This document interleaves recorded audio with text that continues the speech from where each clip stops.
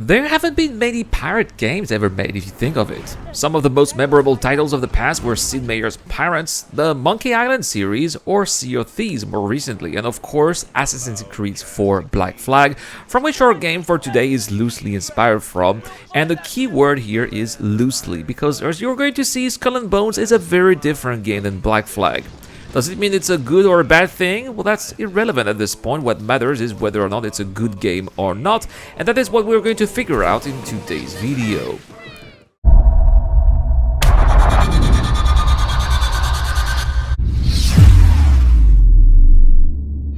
And to do so, I will go through a new ranking process that you will see in future videos, which will grade a selection of criteria that will then result in a final score out of 100 points, and that will be attributed to the game. And these criteria will include the gameplay for 20 points, the story for 10 points, level design for 10 points, the immersion for 10 points, the sound for 10 points, the graphics for 10 points, the technical relevancy for 10 points, the money's worth for 10 points, as well as the potential future of the game for 10 points, for a total of 100 points. And so we'll kick off with what was undoubtedly the most controversial part of the game, that is its gameplay. No, this game is not Black Flag, and no, you will not be able to go out there and swing your cutlass during a shipboarding operation. Do I think this is a missed opportunity? Yes. Am I going to cry a river about it and toss this game into the oblivion just because of that? No. And that's because Skull and Bones has other things to offer that are, in my opinion, worth having a look. It has a dynamic economy, for example, that you can take part of by selling or buying some commodities, disrupting trade lanes, or even own your own production facilities later in the game. There is, of course, ship combat that takes the shape of a tactical combat game, as you have to properly steer your vessel so that you can have the perfect angle of shot or evade the offensive maneuvers of your adversaries. The game also features some exploration elements in which you will have to take part of if you want to find, for example, the right vendor that will provide you with the right equipment you need. And I would say that a big part of the game is also how you have to collect resources via looting, missions, or gathering to then craft your ship parts that would then allow you to make some progress in the game. I also greatly like how the plundering system works, which of course makes you wanted, a little bit like GTA, but also brings additional reinforcements to fight you off the longer you plunder a settlement. It's exciting and makes the complete sacking of a settlement all the more satisfactory, and all of that will get Skull and Bones gameplay a 14 out of 20, 6 points here being lost due to the lack of actual on-foot combat. Let's talk about the story of Skull and Bones. And although there are some main quest givers there who will give you some missions that will guide you through your adventures, they remain, however, just a part of the greater world that unfolds in front of your eyes, because as in many good sandbox games, the reality is that you can and should create your own story within the game. Skull and Bones does feature enough role-playing elements to do so, ranging from the ownership of ships and loadouts that would then fit your playstyle, to the faction that you will choose to align with, or even how you will present yourself in the game world. But if you want to be taken by the hand, Skull and Bones has got you covered as well, and so it gets a 5 out of 10. Next, let's talk about the level design and the size of maps first, which is said to be 3 times the size of Black Flag's. And let me tell you that it is very big indeed, and crossing an ocean for the first time can be quite a daunting task, because you will be surrounded by water, row waves, and possibly hostile ships. And I have to admit that my trip from Madagascar to Singapore was one of my most memorable experiences I've had in a while. Now, I'm using real-world names, but in fact the game world is inspired by real-world locations, but does not represent it even closely. It remains a loose interpretation, and I personally find that rather unfortunate. But at least it has the advantage of gamifying the player's surroundings and give the developers some extra creativity.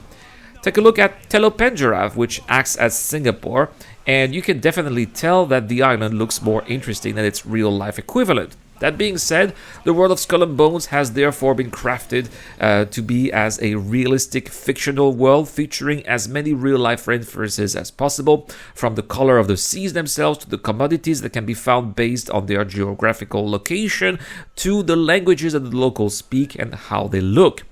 There was really an effort here to make us discover the world as if we were really pirates in the 17th century, and so I'll give it a 9 out of 10 with 1 point missing here for the fact that it does not get close enough to reality in my opinion. After that, we'll evaluate the sound of the game, which is excellent but not perfect as we discussed it in my first impressions video. Of course, there's the ship here, which makes all sorts of ship noises that you will hear as you sail the seas. When you travel and close your eyes, you really feel like you are on board an ancient vessel, and that's really well done. I also love the sound effects of the sea, especially the waves that crash on your ship and wash off your deck as your crew groans and just tries to keep their balance. It really helps us provide it with an authentic experience. I also was really impressed with how the game world sounds during your on-foot sequences, especially when landed in Telopandura, which really sounds like Singapore. I think the developers have really gone to one of the country's many natural reserves and just recorded the audio there, because this is exactly how it sounds, with the exact same bird sound, the exact same animal noises coming from someone who grew up there. I can really feel that authenticity in the atmospheres, and the developers should be commended for their effort. Unfortunately, there are aspects of the game that are not so good here. I'm talking about, for example, voice lines. If some voice actors did make an effort to sound convincing, like for example Skurlock, which I really like, I also feel that others are just reading their lines, and that is a shame. I also don't like how NPCs just throw words in their native languages that should be easy to say in English. That's not how non-native English people speak. It should be the opposite. They should throw the hard words in their native languages. It only really works with the French because that's what they do. That's how the French speak English. They like to use their own words with their own accent, but that's basically it. That being said, it does not really hinder the quality of the sound, and so Skull and Bones here gets a 9 out of 10.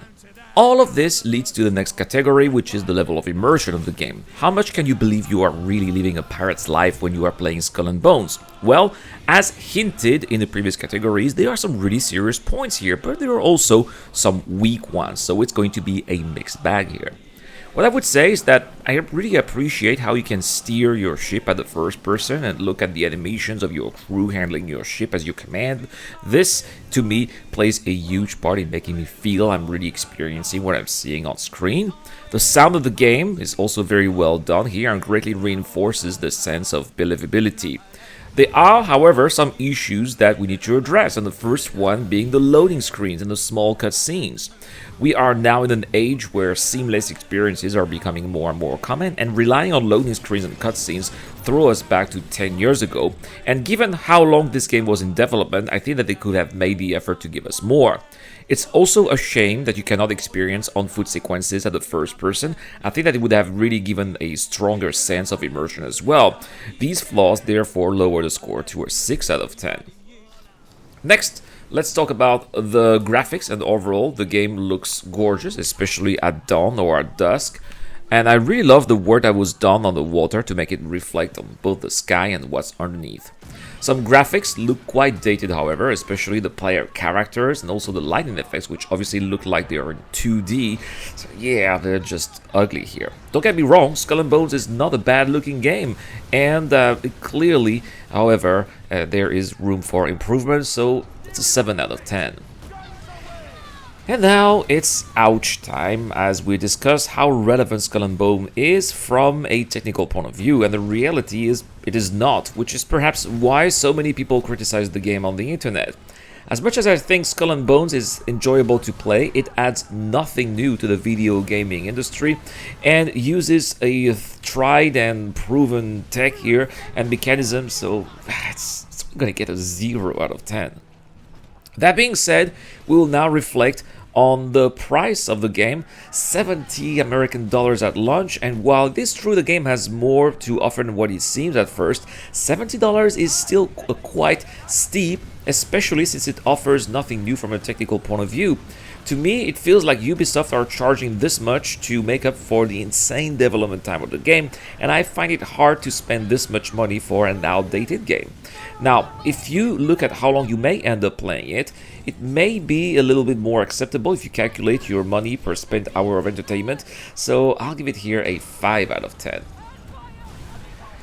And last, we are going to talk about the potential future of the game, and I think it is huge. If Ubisoft decide to continue developing the game and offer additional content such as new places to explore like Arabia or India or even China, as well as new gameplay like actual boarding, then yes, I can see Skull and Bones being active and played for many years to come.